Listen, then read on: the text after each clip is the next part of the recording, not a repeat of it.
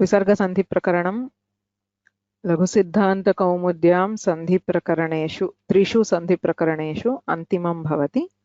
लघुप्रकरणमेव वस्तुतः अस्मिन् भवितव्यानि कानिचन सूत्राणि पूर्वमेव अस्माभिः दृष्टानि, यथा विसर्जनीयस्य सः, खरवसानयोर्विसर्जनीयः, कुप्पोः कः पौच इत्यादीनि सूत्राणि विसर्गसन्धिसम्बद्धानि एव, किन्तु प्रसंगवशात् लघुसिद्धान्तकौमुद्यां पूर्वमेव दृष्टानि। तत्र अस्मिन् अध्याये आदौ किञ्चित् पीठिकारूपेण वयं पठामः, ततः एवं 5 पाठाः भवन्ति, ततः अध्यायस्य संक्षेपः। लघुः अध्यायः भवतां प्लानिङ्ग् निमित्तम् अधुनैव वदामि, पुनः अन्ते अधिकः समयः अपेक्षितः इति मा पृच्छन्तु। अस्मिन् मासे विसर्गसन्धिप्रकरणस्य पाठः समाप्यते. So I want to finish Visarga Prakarana by the end of this month. So even if I have to do 1 or 2 extra classes, we will complete Visarga Sandhi by the end of this month, that is July. August masasya Panchadasha Dinanke, so around the 15th of August. I still haven't decided an exact date, but around the 15th of August will be the final exam. So please don't ask for any time after we finish Visarga Sandhi. You can start studying right now. We will cover the whole of this, like starting from Samya Prakaranam till now. Whatever is there is the portions. Yadi adhyetavyam asti tarhi adhyayanam adhunaiva arabhantam sarvepi. Yadi tu सततम् अध्ययनं कृतम् अस्ति, केवलं पुनरावर्तनमेव अपेक्ष्यते, तर्हि अग्रे एव कर्तुं शक्यते. Okay, so please note, August, mid-August will be the final exam. It is compulsory if you want a certificate and if you want to have the satisfaction of having the completed the course.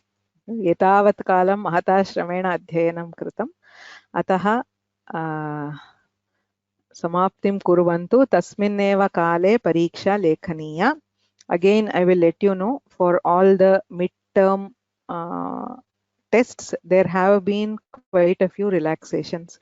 So you can take it a bit later, a bit earlier, all that. But for the final exam, we will not be able to provide such relaxations. It is a strict order from the academic council. So the final exam, whatever date, again we will try to put it into separate slots, and it will probably be only objective. Okay, because the subjective part, it takes a long time. As I said, even the last one, a bit of corrections is still left. We have not been able to find resources to manage that many answers, because even yesterday's test, there were more than 250 people who took the test.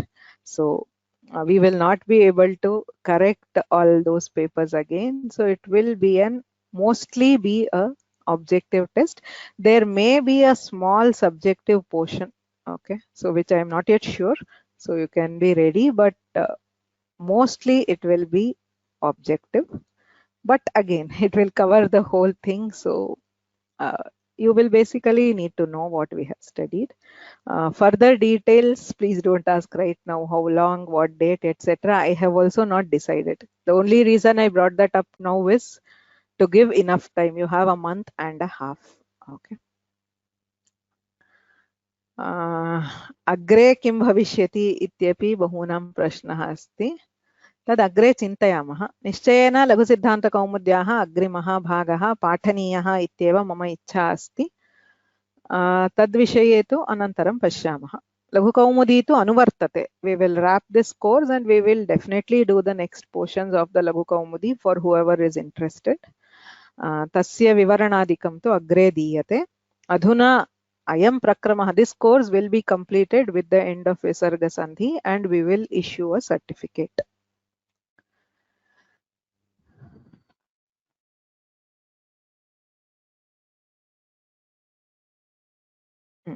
अग्रे गच्छामः.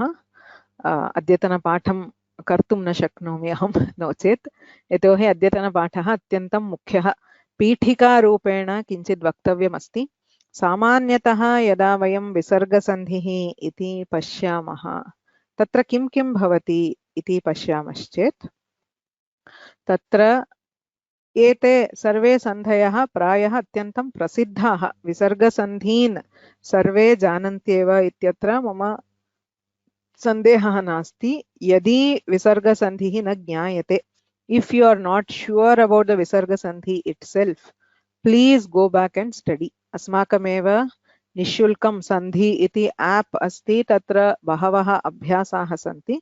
अतः विसर्गसन्धिः इत्युक्ते रूपं किम् इति तु सर्वैः ज्ञातं भवेदेव। अत्र वयं किं पठामः, सूत्रदृष्ट्या केन क्रमेण एतानि कार्याणि प्रवर्तन्ते इत्येव पठामः। तत्र सकारः भवति वा रेफः भवति वा इत्यादि सन्देहः अस्ति चेत् कृपया विसर्गसन्धेः अभ्यासं सम्यक् कुर्वन्तु। अग्रिमवर्गात् पूर्वं विसर्गसन्धेः अभ्यासं सन्धिपुस्तके, महाबलेश्वरभट्टानां सन्धिपुस्तके अपि बहवः अभ्यासाः सन्ति। अस्माकं ऐप् मध्ये अपि बहवः अभ्यासाः सन्ति। कृपया कुत्र कः सन्धिः भवति इति सम्यक् एकवारं पठित्वा आगच्छन्तु। सकारादेशः इत्युच्यते पुनस्तत्र, पुनः तत्र, पुनस्तत्र, हरिः तरति, हरिस्तरति इत्यादि विसर्गस्य सकारादेशः भवति। रेफादेशः पुनर्गच्छति, हरिर्गच्छति, पुनः गच्छति, हरिः गच्छति इत्यादि विसर्गस्य रेफादेशः। उत्वसन्धिः इत्युच्यते रामो गच्छति, रामोऽपि, तत्र उत्वं गुणः पूर्वरूपम् इत्यादि भवति, किन्तु विसर्गस्य उत्वम् इत्युच्यते। रामो गच्छति, रामोऽपि इत्यादीनि उदाहरणानि। लोपः भवति रामः एव, राम एव, बालाः गच्छन्ति, बाला गच्छन्ति इत्यादिषु। जिह्वामूलीयः उपध्मानीयः, रामः कः, हरिः पुनाति इत्यादिषु। एते पञ्चसन्धयः अत्यन्तं प्रसिद्धाः। प्रायः सर्वेपि एतेषां सामान्यनियमान् जानीयुः। तत्र किमस्ति, विसर्गस्य अग्रे कर्कशव्यञ्जनम् अस्ति चेत् सकारादेशः भवति। मृदुव्यञ्जनम् अथवा स्वरः, पुनरपि, हरिरेव इत्यादि स्वरः अथवा मृदुव्यञ्जनम् अस्ति चेत् रेफः भवति। ह्रस्व अकारात् परस्य विसर्गस्य ह्रस्व अकारे परे अथवा मृदुव्यञ्जने परे उत्वं भवति। ह्रस्व अकारात् परस्य विसर्गस्य अन्येषु स्वरेषु, ह्रस्व अकारे परे उत्वं भवति, अन्येषु स्वरेषु परेषु, अथवा दीर्घादाकारात् परस्य विसर्गस्य स्वरे मृदुव्यञ्जने वा परे लोपः भवति। विसर्गस्य क ख एतयोः परयोः जिह्वामूलीयः, प फ एतयोः परयोः उपध्मानीयः भवति। इति पञ्चसन्धयः अत्यन्तं प्रसिद्धाः सन्ति। इतोपि अग्रे कानिचन कार्याणि सन्ति, कैश्चित् ज्ञातं स्यात्। लोपः दीर्घश्च भवति, पुनः रमते इत्यस्ति। तत्र विसर्गस्य लोपः पूर्वं विद्यमानस्य स्वरस्य दीर्घः, पुनारमते। हरिः रम्यः, तत्रापि हरीरम्यः इति एकम् अस्ति। ये रामायणादिकं पठन्ति तत्र बहुवारम् अयं सन्धिः कृतः दृश्यते। अयमपि विसर्गसन्धित्वेन सामान्यतः परिगण्यते। विसर्गस्य विसर्गः इदमपि विशिष्य उच्चारणे, यथा क्षमः, क्षामः इत्यत्र जिह्वामूलीयः न भवति। क्षमः क्षामः इति अशुद्धं, तत्र विसर्गः पूर्णम् उच्चारणीयः इति नियमः अपि प्रायः सर्वैः ज्ञातं स्यात्। क्षमः क्षामः समीहनः इति। बहुत्र अयमपि भगवद्गीता, रामायणं, स्तोत्रपारायणं कुर्वन्ति चेत् अयमपि नियमः निश्चयेन ज्ञातव्यः एव। अन्ते कदाचित्तु सत्वं षत्वं भवति यथा यशस्काम्यति सर्पिष्काम्यति अयं सन्धिः बहुभिः ज्ञातं न स्यात् अत्र विशिष्टनियमाः सन्ति सामान्यतः न भवति वस्तुतः अत्र जिह्वामूलीयः भवेत् ककारः अस्ति अतः जिह्वामूलीयः भवेत् किन्तु विशिष्टेषु केषुचित् पदेषु सकारः अकारः अस्ति चेत् सकारः अन्ये स्वराः सन्ति चेत् षकारः विसर्गात् पूर्वम् अकारः यशस्काम्यति तपस्काम्यति इत्यादि अह इत्यस्ति चेत् अस् इति भवति अन्ये स्वराः सन्ति चेत् तत्र षकारः मूर्धन्यषकारः सर्पिष्काम्यति इत्यादि सन्ति. So these are the most common, the common karyas. There's just one more which I have not deliberately not mentioned here. We will see that later. So these are the karyas which are all at the basic level clubbed as visarga sandhi. Ete eva sandhayah prayah sandhinam niyamaha api ज्ञाताः एव. Can it be Ramar gacchati? No, it cannot be Ramar gacchati. It is Ramo gacchati. And can it be Puno gacchati? No, it is Punar gacchati. Tadeva tat kimartham iti vayam agre pashyamah. Kintu evam sandhayah bhavanti iti samanyatah jnayate. Sarvatrapi vayam king kurmaha. Visargam Ramaha gacchati. Ramaha plus gacchati. Ramo gacchati. पुनः plus तत्र पुनस्तत्र इत्यादि लिख्यते प्राथमिकस्तरे तद् युज्यत एव. So for basics, so I will make the disclaimer right now. What we are learning now is the Paninian Krama, how Panini brings these together. But that does not mean you have to, if you are teachers, many of you are teachers and you may be teaching at basic levels. So that does not mean you have to go there and teach them all this. Okay? For a basic level, that is fine. Tatra yatha asti tatha bhavitum arhati. Kintu paniniya krame bhedah asti. Yada asmabhihi sutrani jnayante tada ayam kramaha jnatavyah. So there will be a bit of relearning to do on how we have been approaching the visarga sandhi. Tatra kim ityukte visarga sandhihi ityukte kim? Ach sandhihi achah sthane आदेशाः अच् सन्धिः इत्युच्यते. एवं हल् सन्धिः हलः स्थाने आदेशः आगमो वा हल् सन्धिः इत्युच्यते. एवमेव विसर्गस्य स्थाने आदेशः विसर्गसन्धिः इति पश्यामः चेत् एते सर्वेपि विसर्गसन्धयः इति वक्तुं न शक्नुमः. यतोहि अत्र बहुषु सन्धिषु साक्षात् विसर्गस्य स्थाने आदेशः इति न भवति. तर्हि कथं भवति इति चेत् अत्र विसर्गः अस्ति. विसर्गः तस्य स्थाने चत्वारः आदेशाः भवन्ति. विसर्गस्य स्थाने सकारः भवति. सूत्रम् अस्माभिः पूर्वमेव दृष्टं विसर्जनीयस्य सः इति. विसर्गस्य स्थाने जिह्वामूलीय उपध्मानीयौ विसर्गश्च कुप्पोः कः पौच इत्यनेन भवति. विसर्गस्य स्थाने विसर्गः भवति. सूत्रं न दृष्टम्. अग्रे वयं विसर्गसन्धिप्रकरणे पठामः. इदानीं सूत्रस्य विषये चिन्तां न कुर्वन्तु. तत्र कथम् अस्ति प्रक्रिया इत्येव ज्ञातुं प्रयत्नं कुर्वन्तु. विसर्गस्य स्थाने विसर्गः अन्यत् किमपि न भवति, विसर्गः एव भवति. अथवा विसर्गस्य स्थाने सत्व षत्वे भवतः. एते चत्वारः आदेशाः विसर्गस्य स्थाने एव भवन्ति. So these four, among the 8 karyas that we studied, 4 karyas are directly a replacement for the visarga. So they are technically visarga sandhis.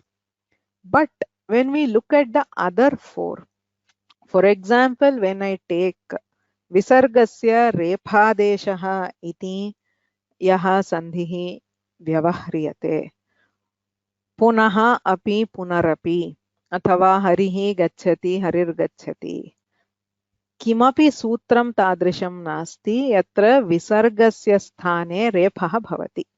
It is actually the reverse. We have already studied. रेफस्य स्थाने विसर्गः भवति. विसर्गस्य स्थाने रेफः न केनापि सूत्रेण विधीयते. So यत्र वयं विसर्गस्य रेफादेशः इति वदामः, तत्र किम् इत्युक्ते, before the visarga we have a repa. That repa will not be converted to visarga इत्येव तात्पर्यं भवति. अतः वयं विसर्गं स्वीकृत्य पुनः अपि केनापि सूत्रेण विसर्गस्य रेफादेशः भवति वा इति पश्यामः चेत् न भवति. रेफस्य स्थाने एव विसर्गः भवति. विसर्गः स्वयं कुत्रापि न भवति. So visarga by itself is not found anywhere in the language. It is always a replacement for repa.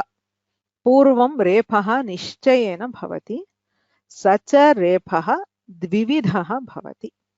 केवलः रेफः अथवा रुः इदमपि पूर्वं दृष्टं. यथा समस्सुटि नश्चव्यप्रशान् इत्यादिषु दृष्टं. रु उकारः तत्र अनुनासिकः इत्संज्ञकः. So both of these are actually heard as repa. But this repa in the language can be of two types. One is it is directly existent as repa, and the other is it is derived from rutva. एवं द्विधा रेफः भवति. सः रेफः कीदृशः इत्यपि ज्ञातव्यं भवति. We need to know where that repa is coming from. Otherwise, we will not be able to decide which path to take. उभयोः भेदः अस्ति. रेफः स्वतः कदाचित् भवति. कानिचन पदानि, it's very very rare. Actually 95% of repa that we hear is from rutva, but some words do have a repa. कानि पदानि इति अग्रे पश्यामः. रेफः भवति, रेफस्य स्थाने विसर्गः भवति. इदानीं रुः रुत्वम् इति वदामः चेत् रुत्वम् अपि स्वयं न भवति, सः आदेशः भवति. सामान्यतः सकारस्य स्थाने आदेशः भवति. अस्माभिः रुत्वप्रकरणम् इति पृथक् यदधीतम्, other than what we have already studied, the samassuti, naschavyaprashan and all those we already know, so we are keeping that aside. Other than that, sakarasya sthane rutvam bhavati. So sakara is the starting point for most of these sandhis.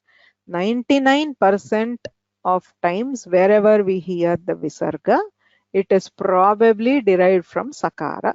Sakara getting converted to ru, which is in turn converted to visarga. Punah vadami, sutra vishaye idanim chinta mastu. Please listen to me carefully and understand before asking any questions. I am not looking at questions right now. Please listen fully to what I am saying, because this is very very important in understanding visarga sandhi prakaranam. So सामान्यतः किं भवति, कुत्रचित् पदान्ते सकारः भवति. बहवः प्रत्ययाः सन्ति. तिङन्ते सुबन्ते उभयत्रापि बहुत्र पदान्ते सकारः भवति. सकारस्य स्थाने रुत्वं भवति, तस्य विसर्गः भवति. विसर्गस्य स्थाने एते आदेशाः भवन्ति इति. This is one chain. S getting converted to R, which is getting converted to visarga, and then 4 adeshas. So what about the remaining visarga sandhis? So as I said, the repa, visarga repa, is actually the reverse. It is not visarga being replaced by repa. It is repha, which actually exists but which is not replaced by visarga or anything else. तद्विषये अपि पश्यामः. इदानीम् इदं रू इति यदस्ति, wherever you have the ru, तस्य रोः स्थाने कार्यद्वयं भवति. एकं भवति उत्वम्, अपरं भवति यत्वम् अथवा यकारः. रोः स्थाने कार्यद्वयं भवति, उत्वं यकारः इति. अस्य यकारस्य लोपः भवति.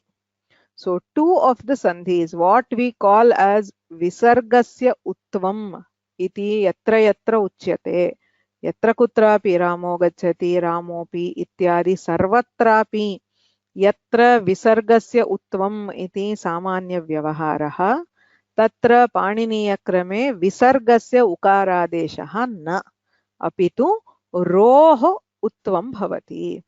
एवं सूत्रमपि अस्माभिः सूत्रपारायणे पठितमस्ति. अतो रोरप्लुतादप्लुते हसि च इति षष्ठाध्याये अस्ति. रोः उत्वं भवति. एवमेव विसर्गस्य लोपः इति यत्र व्यवहारः, तत्र साक्षात् विसर्गस्य लोपः नास्ति, अपितु रोः यकारः, तस्य यकारस्य लोपः भवति. एवं च अत्र विसर्गस्य उत्वम् अत्र अस्ति, विसर्गस्य रेफः इत्युच्यते अत्र अस्ति, विसर्गस्य लोपः अत्र अस्ति. All these are technically not visarga sandhis at all, because visarga is not the sthani there.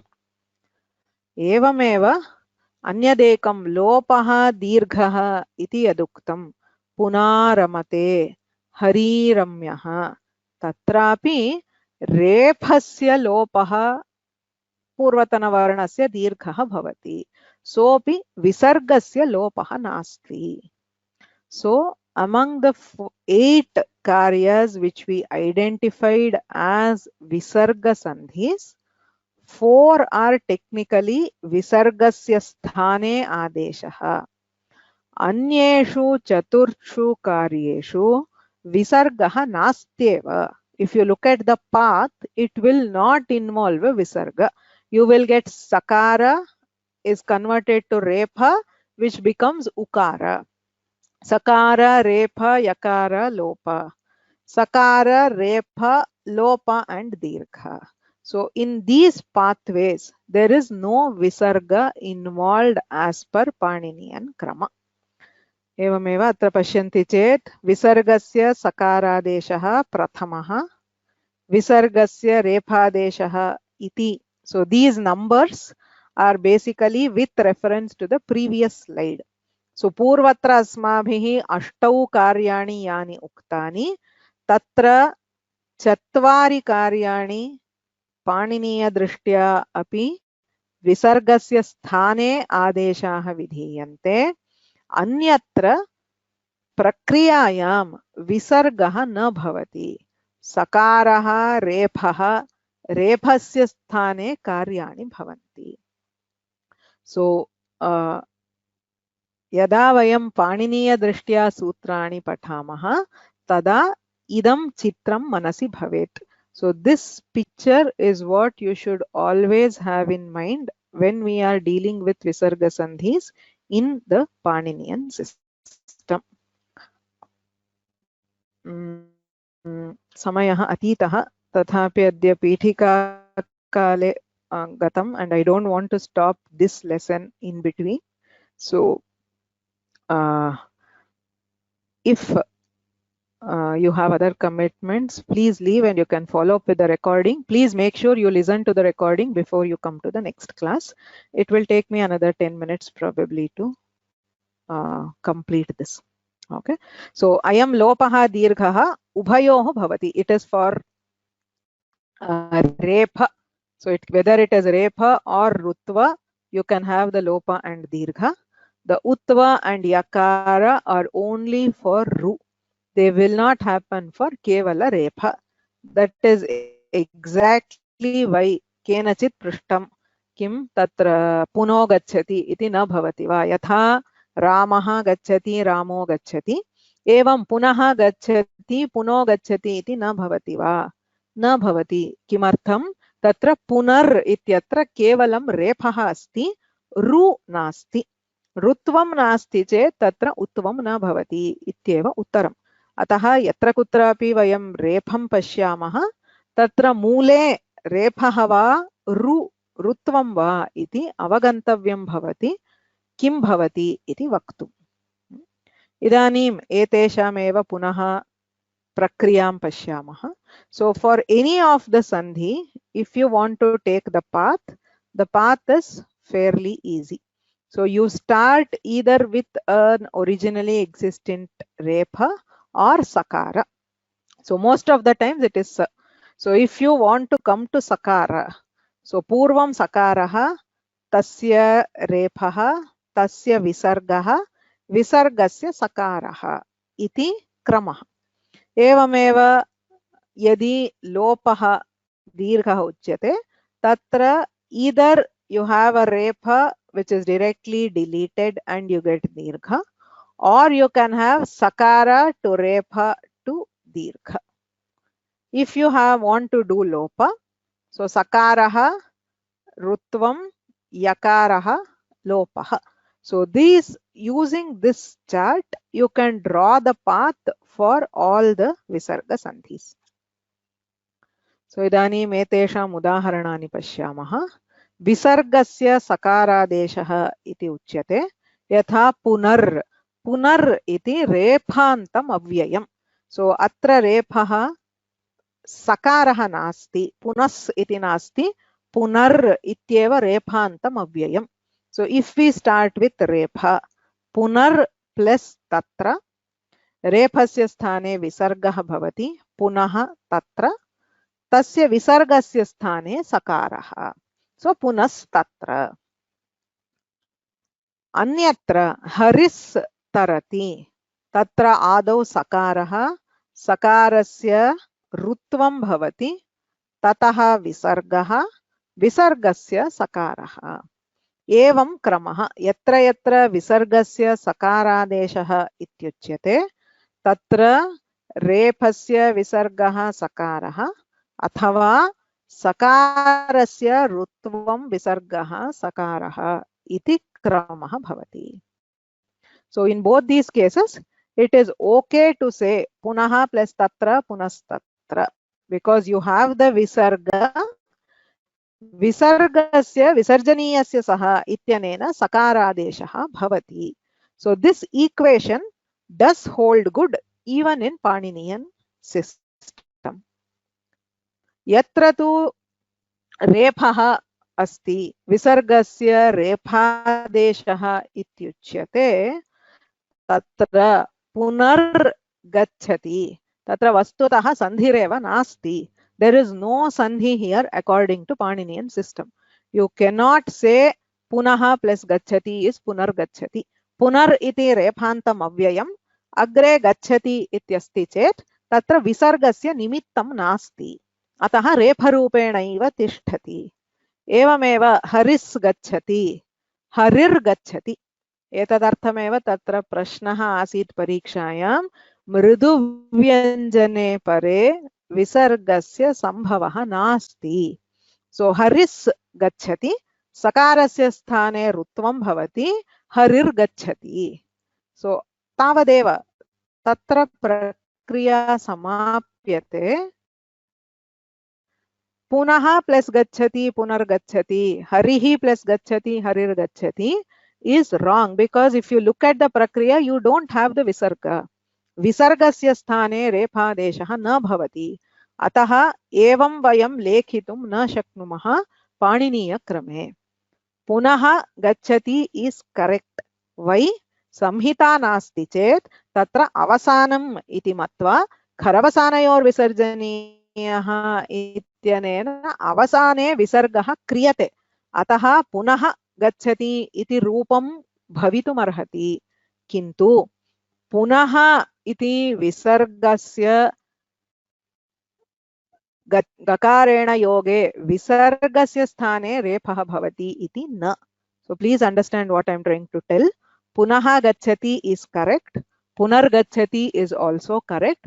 But you cannot start with punaha gacchati and reach punargacchati, because there is no sutra which will replace visarga with repha. It is the reverse. You have a repha which is not replaced by visarga unless there is khar or avasana. Ataha ayam sandhihi visarga sandhihi na. Siddhanta Kaumudim pashyamah chet tatra भिन्नमेव दीयते. विसर्गसन्धिः स्वादिसन्धिः इति. अत्र विसर्गः नास्ति. पाणिनीयक्रमेण प्रक्रियां लिखामः चेत् अत्र विसर्गः न भवति. एवमेव यत्र उत्वम् अस्ति, विसर्गस्य उत्वं न, अपि तु रोः उत्वम्. रु इत्युक्ते सकारः, सकारस्य रुत्वं, रोः उकारः.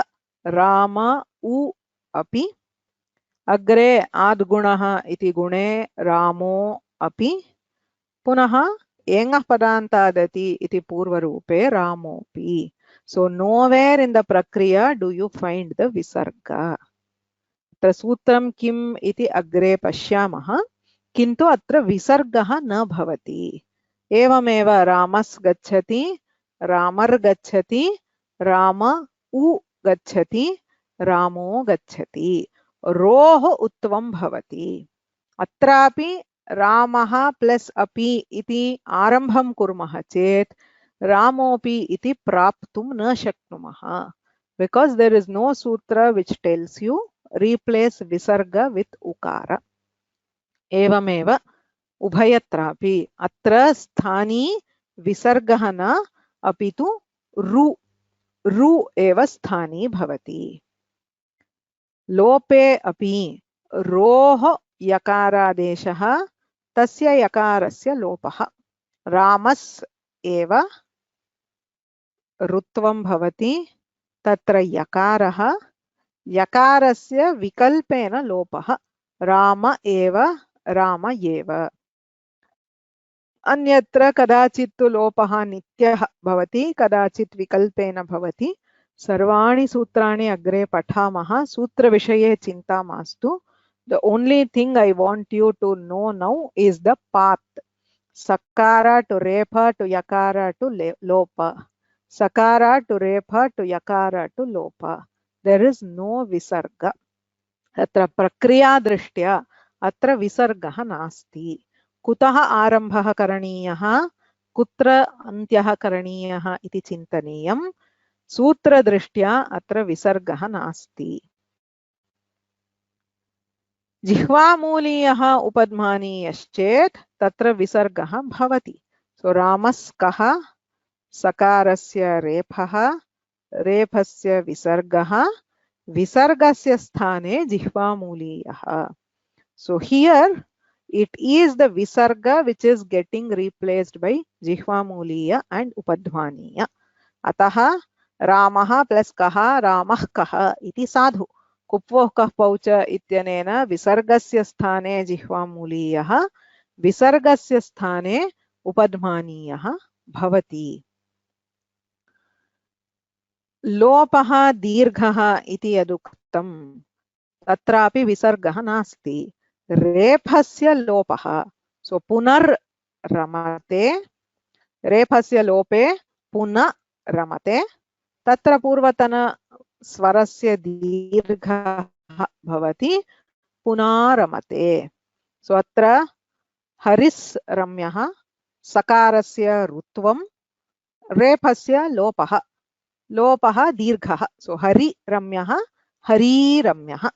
उभयत्रापि अत्र विसर्गः नास्ति. विसर्गस्य विसर्गः तु तत्र भवति. क्षमः, क्षामः.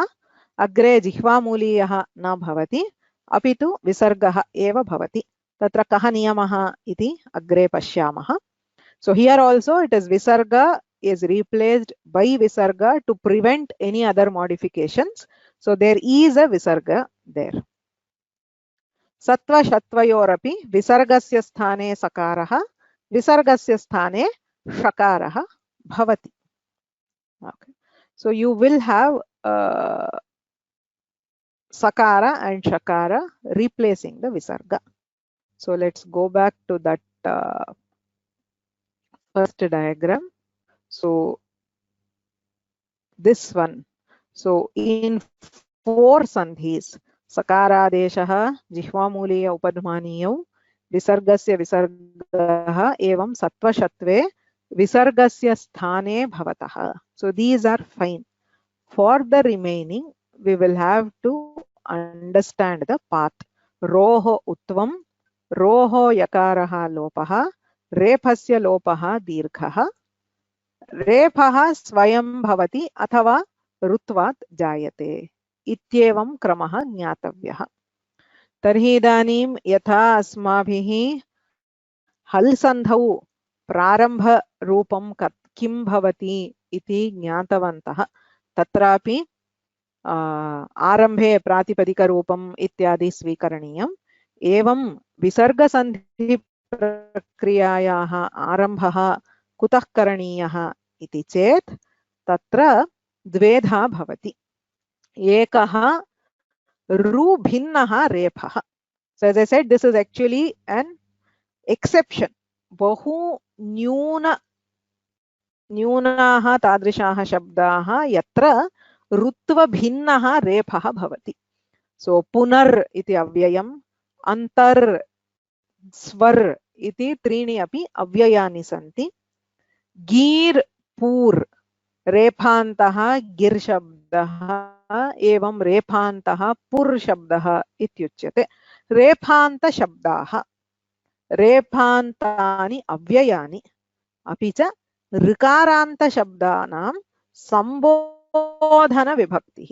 So when you have a like say पितृ मातृ भ्रातृ धातृ तेषां संबोधन विभक्तौ साक्षात् रेफः भवति. सो पितर् हे पितः इति उच्यते, तत्र अवसाने विसर्गः, किन्तु तत्र मूले रेफः साक्षात् अस्ति. हे मातर् इत्यादि. एवमेव षष्ठी पंचमी षष्ठी विभक्तौ पितुर् मातुर् इति यदा उच्यते. Right? So these are very, very specific rare cases where you don't have to start with a sakara.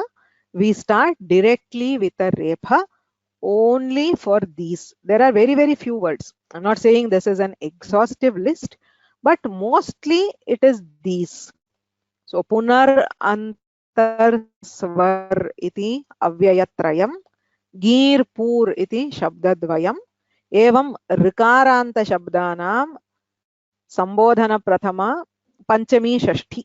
In all these cases you can directly start with repha. So there is a repha already and that repha will undergo further. यदि संहिता अस्ति तर्हि सन्धिः किमपि न भवति, पुनरपि इत्येव. यदि संहिता नास्ति तदा अवसाने विसर्गः भवति, पुनः अपि. You have to start with repha and then you can do visarga if there is no samhita. यदि संहिता अस्ति तर्हि खरि परे विसर्गः भवति, अन्यत्र रेफः तथैव तिष्ठति. अन्यत्र सर्वत्र, other than these 9 or 10 words, everywhere you can start with sakara. Ramas, Haris, Gurus, Guros, Guravas, whatever the vachana, whatever the vibhakti. Say pathati, pathatah, pathatas, pathatar, pathataha. Yatra yatra visargaha shruyate, tatra sakarad arambhaha kartum shakyate. Except these specific words, everywhere you can start with sakara. Sakarasya rutvam bhavati, tataha anyani karyani bhavanti. So if you have samhita, you get some karyas, otherwise you get the visarga. एवं प्रारम्भः कुतः करणीयः इति चेत् एतेषां शब्दानां तु रेफादेव प्रारम्भः क्रियते, अन्येषां सर्वेषां शब्दानां सकारात् प्रारम्भः क्रियते. So for Visarga Sandhi Prakriya following this sutras, we always start either from Sakara doing Rutva or a direct Repha. Okay. Please don't ask questions about what will happen where. All that we will study. Today is only Pithika. Kutra kim bhavati iti agre vayam pashyamah. किन्तु कुतः आरम्भः करणीयः इत्येव अद्य चिन्तनीयम्. Should only know where to start from sakara or start from repha according to this. Okay.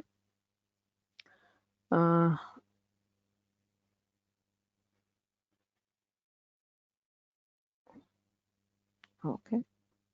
Prashnaah.